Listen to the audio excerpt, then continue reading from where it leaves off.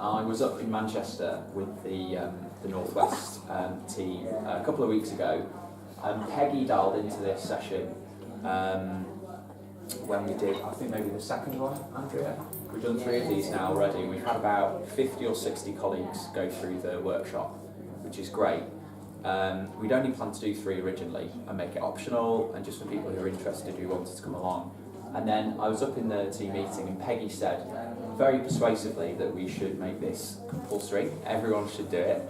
So you've got Peggy to thank for that.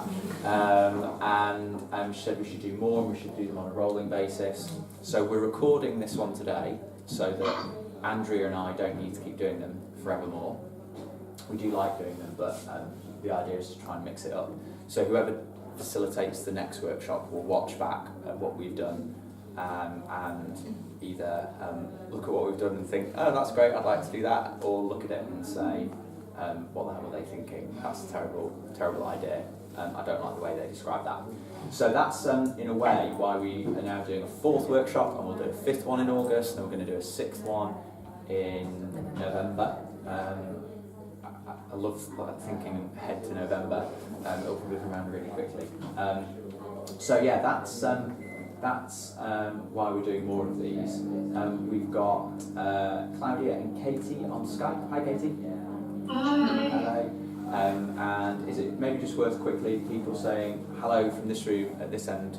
We've got 2, 4, 6, 8 people here, so there's 10 in total, so it's quite a nice sized group. But people just want to quickly whip round so that people on the Skype know who's here and everyone else knows who everybody else is. Hi, Sarah here. What's your role, Sarah? And I am the Communications Officer at Frontline. Great. Juliet, Monitoring Evaluation Officer. Emma, Curriculum Lead. Emma, you started 2 weeks ago? Yeah. Welcome. Charlie, Curriculum Team. Fran, Regional Coordinator / SI Programme Coordinator. Sade, London Coordinator. Amy, Fellowship Manager. Maria, Curriculum Coordinator. And Josh. And Andrea. And before we get going, Should we do the same on the other side just in case? oh yeah, Claudia and Katie, do you want to say who you are and what you do? Just quickly. I am Claudia, I'm First-Line Program Officer based in Manchester.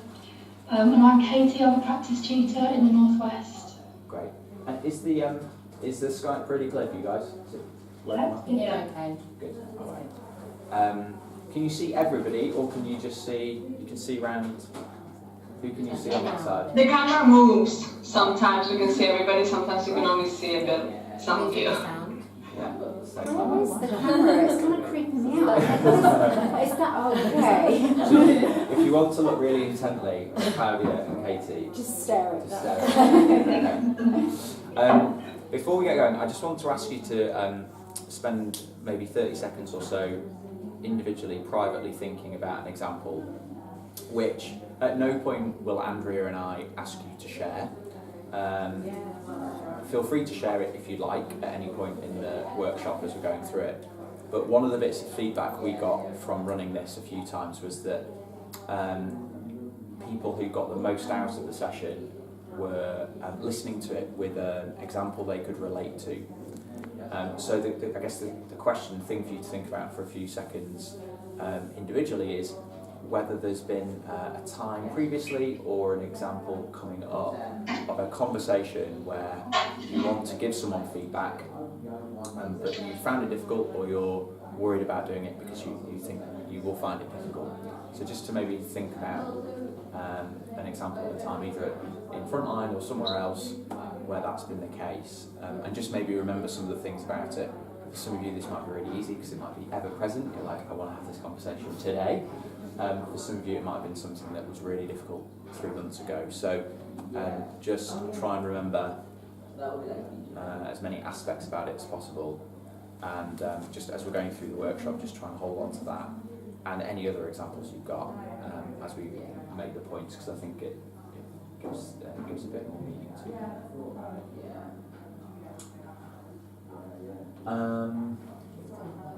Let's come on straight away. Yeah. So I'll just say a couple of things up front and then hand over to Andrea. wanted to do this workshop originally. When was the first one we did? It was just after the away days in April. April, very, very start of April. We wanted to do these workshops because we had feedback from people through pulse surveys after the away days. This year, actually, one of the big things was the away days this year, where the feedback we had from the papers that people filled in. Those of you who were there was the thing saying, what do you need to contribute to get a culture of freedom and responsibility, and what do you need to get? One of the recurring themes, the most commonly referenced point was you need to take responsibility for giving people feedback, but you also need to be in a culture where people can give feedback really freely.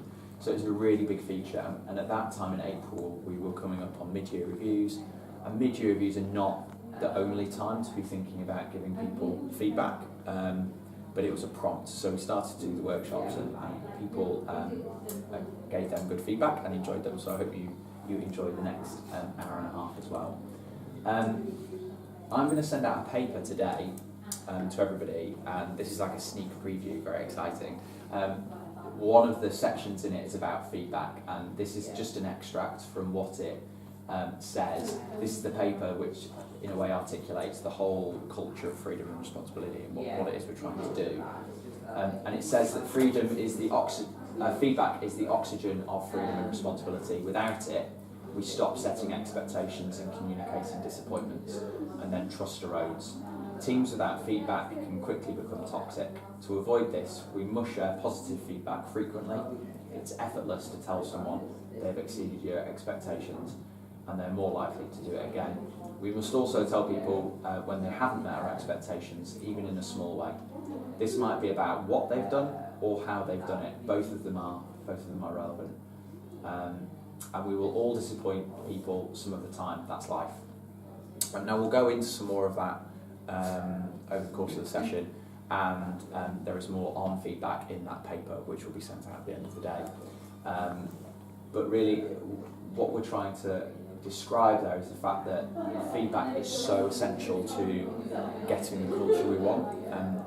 In a way, you can't do all the other things about freedom and responsibility unless there is an opportunity for those high quality conversations to go back and forth about expectations and disappointments. And whilst we're not going to spend much time in this session talking about giving positive feedback, that is a really important aspect to it. Just say a couple of quick things about positive feedback first, because we're not going to come back to it very much over the course of the session. And the reason for that is that people often find it much harder to give feedback about disappointments than feedback about where people have exceeded their expectations. The two are related though. If you never have a conversation with someone you work with where they're saying, actually that was really excellent, I really appreciated that, there's a specific thing you did and I know that would have been hard for you and I want you to know I've noticed it. If those conversations don't happen, challenging feedback about a disappointment can often feel quite different. And if they're the only conversations you're having, then they're often much harder to have. So positive feedback is part of the mix. And whilst it says there that it's effortless, that doesn't mean it's not something that requires you to be deliberate. Often when, I think when we ran one of these other sessions, someone said, unskilled feedback about positive behaviours often sounds like people just saying, oh, that was really good. You know, that event you organised was great, or that teaching that you did I thought it was really good, without any description around precisely what it was that you saw or experienced that you thought was particularly good. And so there is some skill to it. It can become effortless, I think it can. You know, you can just get into a routine. When you see something that someone's done, and there's an aspect of it that you really appreciate and value, just say it. Or write it down and send it to somebody. The other thing to say is we're not spending much time on it in this session because we've had feedback from colleagues a lot of the time that one of the things we're quite good at is appreciative conversations where people recognise what people have done. So we don't feel like we need to give it a huge amount of attention. Josh, can I just add something? Yeah. Is that I think a couple of times in the past, I know that definitely I've said to you after you've done something that was really good, I really enjoyed that, and you've said what was it that you enjoyed, and I found that really helpful because it's made me be a bit more purposeful in the feedback that I've given, and it's like, Yeah, oh no, a bit more actually specific. this was the bit. So it's quite useful to do Yeah. that yourself as well. To, if you're unsure, to say to someone, Yeah. actually, what was it? Yeah, absolutely. It's a good way of getting people to, without you being like, tell me more about why I'm great. And it can feel a bit uncomfortable, but I think just specifics is really helpful, Yeah. especially if you just say to someone, I'd like to know what it is so that I can make sure that I do that again. Yeah, It's like a nice way of doing it so that it's not like you're just looking for extra compliments. yeah, exactly. And It's interesting, it's exactly the same as parenting. So when Yeah. you praise children for doing things, if you say, oh, good boy, they don't know what it is that they did that Yeah. you're praising, so you have to be really Precise, specific yeah. and precise about what you want to see more of. yeah, I'm hoping that we're going to have lots of social learning theory and motivational interviewing references throughout this, because we did. I think it was the third one of these. We had With Fran and Eugene. We had Fran and Eugene, and they just finished doing coaching conversations with consultant social workers. I think, in a way, it's really good, and I appreciate the two of you in particular, kind of making connections to the organisations work with social workers and families, because there is a real, I think, coherence with the values that sit behind some of this stuff and the values that we try to promote with those people doing work with families. So that's really helpful. Just to add to that then, in that spirit, in Yeah. MI terms, it would be, rather than offering praise, offering affirmations, and affirmations being really concrete and specific, versus something that just sounds quite general and is easy to do, but like you said, you're left with not quite knowing what it is that Yeah. you've done. Yeah, and people, I think, can be quite hungry to know. I mean, I certainly am. If I've done a speech or something, people said I thought that was a really good speech. You know, better than other speeches I've seen you give. I will really want to know what was it about that, because I want to do it again. If it's had that effect, I want to distill it down into things that I know I can replicate again. So I think there's lots of parallels there. Someone walking over your grave there. Okay. You already mentioned this, I don't know if I should go through it again. Sorry, I forgot. I thought we'd taken it out. No, to cut the out. Okay. So, in terms of the feedback that we're expecting people to be able to give, it is really strongly linked to our competencies and the behaviours that we've described in our competency framework. So the value is be continually reflective and open to adapting how we work, and then the competency linked to that is reflectiveness. So in that it says about creating a culture of constructive feedback. So it is linked to what we do more widely in terms of our appraisals and things like that as well.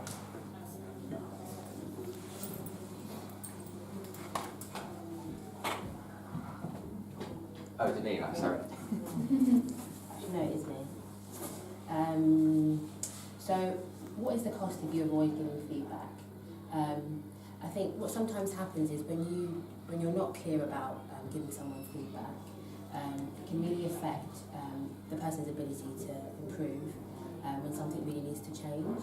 And it can sometimes make the person think, even if that feedback is positive or negative, that you haven't actually noticed when they've done a good job or when actually they need to improve something. They may think that you don't care about the fact that they're doing a good job or the fact that they aren't doing a very good job, and that you've completely just ignored it. And what usually happens is people will know when something is not being said, and sometimes it can come out in strange ways or strange behaviours. You can develop poor relationships and have poor communication because there's things that aren't being said, whether that's positive or developmental. And what can happen is it can lead to grievances to try and prove a point about something. You're going to say something? No. I'm just interested in it. Yeah. So we'll pick up on a couple of these themes in the next slide, I think. But the one there that just, point 3 and point 4 appear contradictory, and they are, because it can be one or the other, right? It may be that someone just, you don't know, so someone gives you some feedback after things that you've done for months and months and months, and you just didn't know that thing you did really annoyed them. I did some media training 3 years ago and had someone film my answers to questions that I might be asked if I did an interview. And at the start of every question, I said "so," and also did that. And it really irritated everyone who was listening to me a lot of the time. Now, it sounds like a small thing, but it was interference in what was a piece of performance work, right? So there's practice you can do, you can learn to get better at it, and that bit of my job is a performance, and I need to learn and practice to get better at it, and the quality and the way in which I do it has an effect on how well we communicate what we do, which has an effect on how we do what we do. And so I had no awareness of that at all. I didn't know I did it, I didn't pay attention to it. Point 4 there is quite different, which is that, and I think this is where the relationship aspect of feedback really matters. You're often, I think, quite aware that something's not being said or addressed in a relationship where feedback isn't being given. So it's a holding on to stuff that means you notice things, you imagine they maybe think something, they reacted in a particular way, you don't have the conversation, and it sort of builds up, which links nicely onto the next. Well, actually, not this slide, but the one after. Let's do this one. I tell you what, let's do this one first, because they all kind of link. Yeah. Before Andrea and I go through some ideas and pointers that we can discuss for how to do feedback conversations, which we want to spend most of the time talking about, before we do that, we wanted to just use 2 models to describe what the basis for good feedback is. So these are, in a way, like grounding components about the relationship between you and the person you're giving feedback to is like. Because we could go into kind of tips and tricks, but in a way, the tips and tricks only matter as part of the relationship you're using them in, if that makes sense. So the skill is in using those tips and tricks in relationship between people. Has anyone seen this before? A couple of people. Did you do the counselling training? Did you use this there? Yeah. So some colleagues did counselling training before the Summer Institute last year. I think this was used. So it's there's lots of names for it. Transactional analysis, kind of one of the ideas sits behind it. But you're okay, I'm okay, is the way I describe it. I think it's called lots of different things.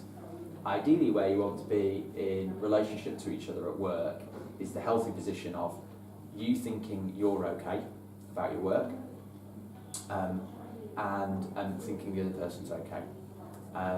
If you're in a position of I'm okay, you're okay, having a tricky conversation about a disappointment is actually fairly, never easy, but easier than it would be in any of those other spaces. And we can maybe just describe some examples of what being in those other spaces looks like, because that's often a feature of what makes having a feedback conversation hard. And I'm not saying this because the message is you need to be okay and the other person needs to be okay for the feedback conversation to happen. It's because the feedback conversation needs to happen wherever you are on this grid. It's just how you are about yourself and how you are about the other person is something you should attend to when you're doing feedback. And I would actually argue that feedback's the only thing that gets you into the place of I'm okay, you're okay. I'm okay, you're okay. Andrea and I are often, I think I'm okay, I am okay. Not I think I'm okay, I am okay, and I think you're okay. And I think you're probably the same. I hope you are the same with me. When Andrea and I have something we want to say about, a session that we've run together or a bit of feedback, it can often feel quite light. So it's not like Andrea's criticising Josh the person, she's criticising a behaviour I exhibited. And I'm not feeling overly threatened about what she's said to me because I feel quite secure and happy in my role and in myself at the moment. If another example that someone shared in the last session, and Andrew, if you've got other examples for this, then chip in. Someone said I'm not okay, you are okay, so the top left box. Claudia and Katie, are you following this? Yeah. So top left box, I'm not okay, you are okay, which is it's described here as a one down position, might be where you want to give some colleagues feedback about sending stuff to you late, which you might find quite hard to do if you feel like you've constantly been letting people down.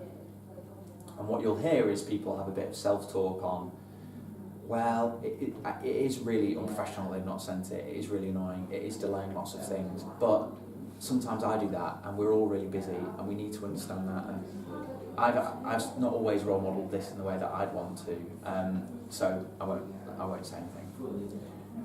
And that's where a bit of you not thinking you're okay, and sometimes it can be a bit deeper than that, can get in the way, can kind of interfere with feedback. I'm okay, you are not okay, can sometimes not hold you back from giving people feedback, but how it features in feedback is you kind of believe the person isn't okay. It's actually about the person and their character rather than about their behaviour and those incidents. And so feedback in those contexts can be, there's nothing to do with me, this is all on you, you're not okay, you know, you are lazy, or you are rude, or you are, etc. I'm not okay, you're not okay is a kind of hellish position of a combination of those factors. And as I said at the beginning, I'm not sharing this to say let the red boxes be a barrier to you having the feedback, but when you're thinking about conversations you might want to have with people, maybe just before having the conversation, look at this model and think, is there something in this that's relevant to the conversation I want to be having with my manager, or the person I manage, or a peer, or a colleague in another organisation. External relationships can be an interesting one here. You know, if you're working with a local authority, if you're working with a contractor, you know, I've often thought in those conversations, especially where the relationship isn't very strong, there might be some quite clear ideas other people have got about the type of organisation we are in their interaction with us, and vice versa as well. So that's one model. I'll show another one, and then maybe people can ask questions and try and relate examples to them if they feel comfortable. This model starts at the very top, and has anyone seen this model before? A couple of people. So this model starts at the top, and I think it's really helpful. I showed it actually at a frontline gathering when I was talking to people about how relationships form. And my coaches use this with me a couple of times to help me have conversations with people. The premise, I mean, it comes from a place of looking at relationships outside of work, so like couples relationships. I think it's really relevant for work though, so there's one at the top above this, I can't remember what the word was, but I've removed it because it doesn't seem totally relevant. So this one starts at attraction. It's attraction, yeah. Attraction, yeah. So yeah, I've removed attraction. Appreciation, which, you know, it's a form of attraction. You basically, when you start working with somebody, this will have happened with Emma 2 weeks ago. Emma starts, sorry, I hope you don't mind me using you as an example. We immediately find things about you which we find attractive, appreciative, right? So the way Emma greets people, the way she says hello, her background, her experience, what she brings to the work. And very quickly there'll be some familiarity that's bred as part of that, about how Emma works, Emma's tone, how Emma might respond to things. I'm going to move it away from Emma now because it's going to get a bit harder. And so that familiarity sets a lot, an awful lot of implicit and explicit expectations between you and that person, right the way down to, you know, implicit expectations about how the person might respond to emails. Email etiquette in itself is a whole world of pain. But, you know, how do they greet at the start of the email? How long are the emails? Do they use instant messenger? Do they use WhatsApp? Do they call you? Do they email? All of these things set expectations because the person in the role, the person you're working with, starts to do things in certain ways. And we will all have done this with Emma in our new relationship with Emma once she started at Frontline. What always happens in every relationship is those expectations are formed. They're not always communicated. In fact, most of them are not communicated. And a disappointment will arise at some point. I will have, with all of you at some point, disappointed you in some way, with something I've said, or the way I've said something, or maybe something more dramatic than that. And I haven't worked with all of you very closely, but at some point in time, all of you will have disappointed me in my expectations at some point. That's human, right? And in our work, everybody all the time will always be somewhere between expectation and disappointment. And that's fine. And actually, the optimum place for everyone in the organisation is between expectation and disappointment. The idea is to keep the ping pong ball between those two. And the disappointment helps us clarify and communicate expectations and align them. And that's really where feedback is the only way you make that happen. It's the oxygen that sits between the expectation and the disappointment. And without feedback, expectations are not met, disappointments take place, and they begin to accumulate, and they take on a different type of nature.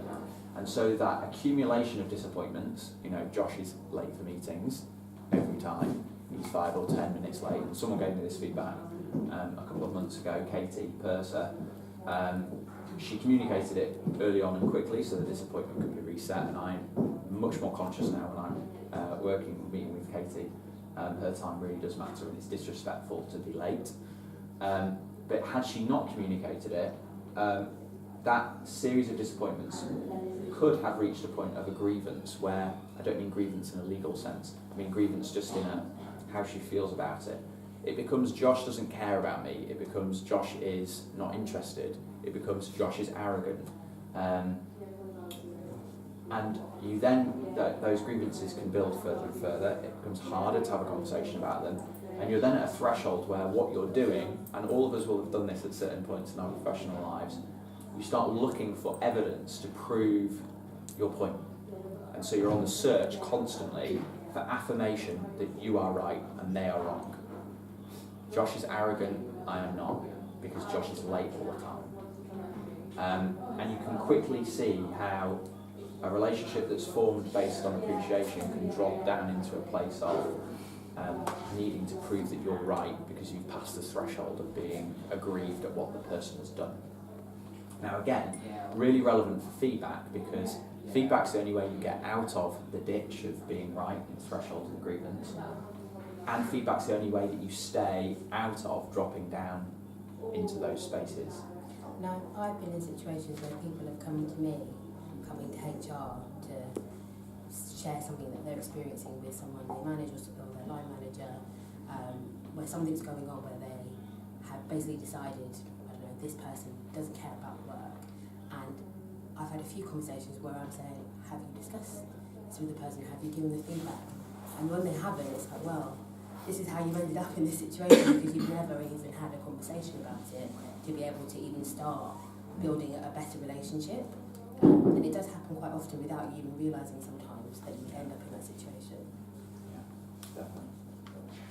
Are there any again, people don't really no pressure to share them, but are there any examples, or is there anything relatable in what we've just said with experiences you've had? I really like the idea of when you recognise a disappointment, it informs you about what your expectations were. You might not have been sort of fully explicitly aware of what you were expecting. It's only when you're disappointed that you go, oh. Yeah.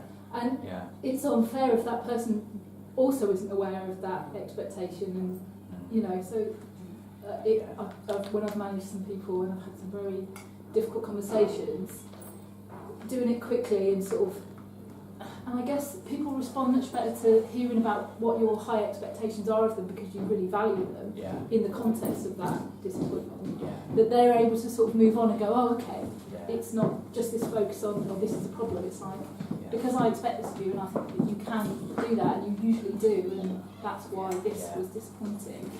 The response has been really positive to that feedback, even though the behaviour and feedback itself was very difficult. The way, the sort of, I guess I inadvertently did it in that way, but because I had that relationship with them, other people were nearer the bottom in their sort of relationships with this person, but the response in addressing it there was a really positive. Yeah. I must immediately go and apologise for my behaviour. Right. Yeah. Because his expectations of himself were, he didn't know that he Yeah. had Might that not have impact. seen it or Yeah. noticed it. Can Claudia and Katie, can you hear everyone on the phone? Do you need me to repeat points? I don't hear that very well, did you? No, it's fine, but if you could speak a little bit louder, especially the people on the other side of the room. Yeah, sure, we can do that. That's fine. Thank you. What I really like about that, Emma, is that in a way is where responsibility comes into this. So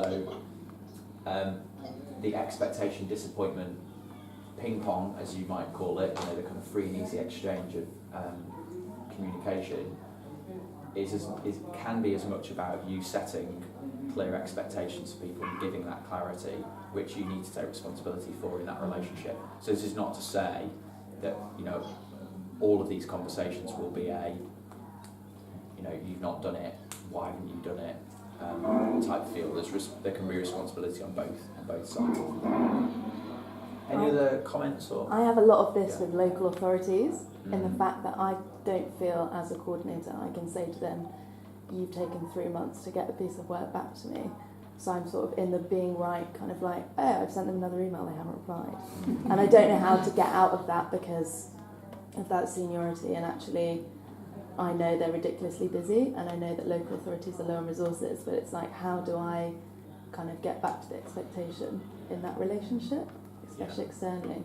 That's something I struggle with. It really resonates with this format because it's like I've got to the point where I've been disappointed so many times that I'm like, well, I know I'm going to send an email and I know they're not going to reply for 2 months. You've almost but changed your expectation. yeah, it's almost like change that to Yeah. reset the structure, I don't know. Yeah. Well, that's a good example. Which the tips thing when we come on to those. Yeah, it'd be helpful. Yeah. Hopefully we can get some ideas for that. Can I ask a question about if with new staff changes, how easy do you think it is to do this approach when you've got a new team and you haven't quite built those relationships yet? I mean, with my team it's very easy to give feedback, but I can imagine if I had a lot of staff changes, I don't think I'd be able to give feedback to someone or receive it if I was new. I think that would be quite difficult and quite defensive. Yeah, it's an interesting. Have you got an idea in mind about? Is it a peer that would be new, or a manager that would be new, or managing? No, I think just in general giving feedback. I mean, our team are quite easy on feedback, maybe too easy on feedback. But I think if I was new to a team, if I was a manager or a coordinator, I think being a new team, being in a new environment, I think it would take a bit of time for me to build relationships and be comfortable with my peers before I could give feedback in a objective way anyway. It's something about trust, isn't it? Yeah. Where, I think that's a really important part of relationships, and if this isn't an environment that you're used to, I think no matter where you are, it's hard to know whether someone's just making a judgment on you. Because I think that's the difficult thing with feedback, right? Is how do you know that the comment that you're making is the right thing to be saying, and how do you move past that so that it's not you being like, I have this feedback that I need to give you, even though there isn't necessarily that much trust. Because not everyone always comes from a place of, I really respect you and I want to give this, or also not everyone is able to take it. That could get quite a defensive response back. So how do you build that trust whilst being able to do that? And also, is there a time period that allows, I think, in general, that would allow this to be able to happen? So, I mean, one idea, this isn't the answer to it, but I think it's maybe a link to both of those points, is that if you've got new colleagues or a new team, there's a window of opportunity that you can, in a way, exploit. There's a chance there to reset some expectations because the relationships are new, and you can actually almost say that, I'm new to this role, or I'm new to this team, or you're new to this role, or you're new to this team, so I want to be really clear about some of the expectations, which doesn't make it feel like, you're almost pointing out the newness of the relationship as a reason to have the conversation. And then the other aspect is, which comes to the trust point, is intentionality. Like, what do people think the intent of the conversation is? If they think the intent is to judge them or to have a go at them, which comes back to the previous model of you not being okay, then it's tricky. But again, you can take some responsibility for that in how you give the feedback by making it really clear what your intent is. And to Emma's example before of saying, almost the disappointments helped me become clearer about what my high expectations of you are. You can use this model to keep the language and the almost the psychology of the conversation in a healthy space, rather than it. I've been in conversations before where I've not been particularly intentional or focused, and the conversation's almost kind of drifted down this ladder in front of me. It's like, well, there's this expectation and this disappointment. What? I didn't do that. Well, you've done it a couple of times actually, and I've not said it before. I've done it a couple of times. Yeah, and I see it actually quite a lot, and I think you're wrong, and I think you need to, so if you're not deliberate and skilled in how you have some of these conversations, which we'll come on to in a minute, then the intention can get lost and you can end up in what feels like a tussle. Is this going to cover the flip side as well, around like how to respond? Yeah, great. Any other questions, Claudia or Claudia or Katie?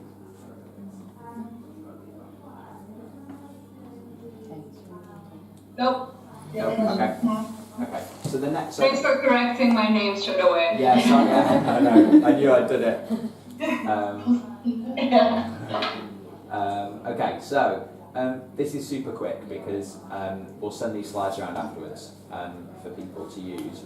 Sometimes what people want is a structure for how to have a conversation. If you are one of those people, and if you're not well practiced in having lots of feedback conversations, and again it is a practice, this can help get you some of the way there and help you set out how you might have some conversations. So I'm sharing it because it might be helpful, it might not be that helpful, so we'll spend a little bit of time on it and then move on to the how.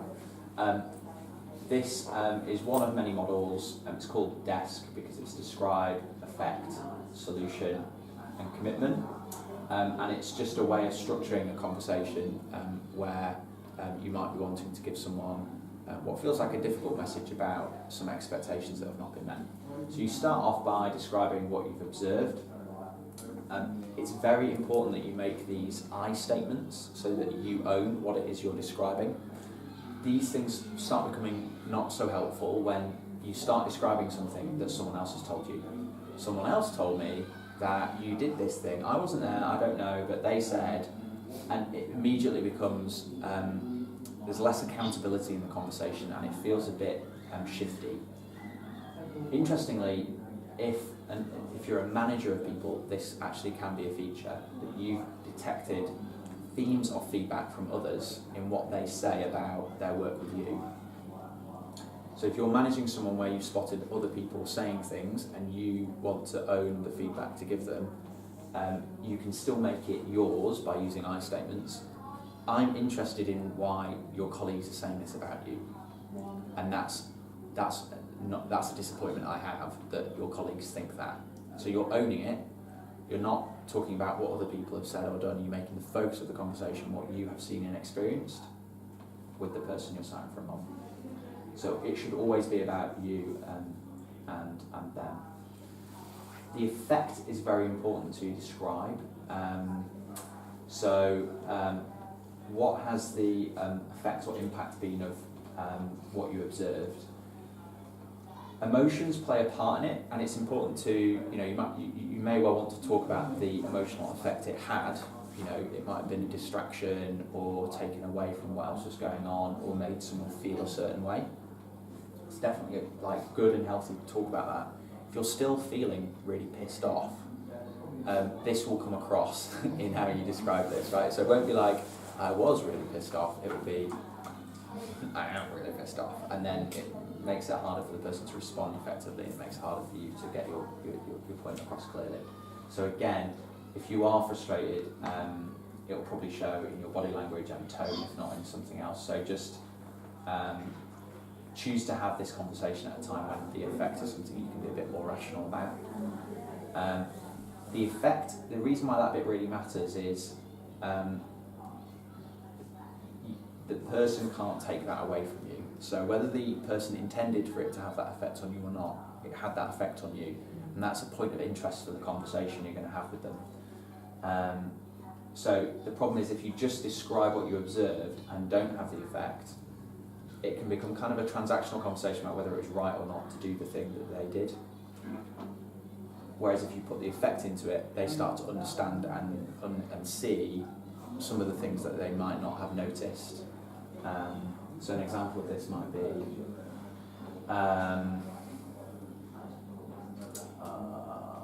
Example of the effect of behaviour. yeah. I can talk a bit about the example that I was going to share at the end. About that's helpful between me and you. Yeah. The example I shared before in this workshop was around when I first started working at Frontline. When I first started working at Frontline and I was a team assistant, I was managing Josh's diary.